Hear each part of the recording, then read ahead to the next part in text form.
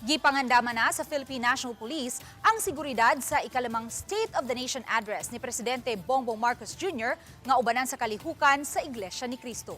Matud ni PNP Chief Jose Melencio Nartates Jr., nakiglambigit na sila sa INC kabahin sa ipahigayon nilang kalihukan nga gipaabot nga tambungan sa libuan ka mga sakop sa INC. Dili pa hinuon klaro kung asa kini ipahigayon. Subay niini mupakatap og 20,000 ka mga sakop sa ang kapulisan aron bantayan ang seguridad sa sona sa presidente.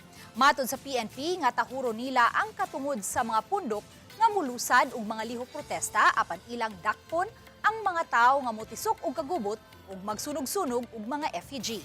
Padayong gibantayan sa kapulisan kung aduna bay hulga sa seguridad atul sa sona. Matod sa Malacañang, mamahimong yano apan mahinungdanon ang sona karong Lunes. Nakapili na usab ang Malacañang sa mukanta sa national anthem apan wa pa nila kini ipahibaw.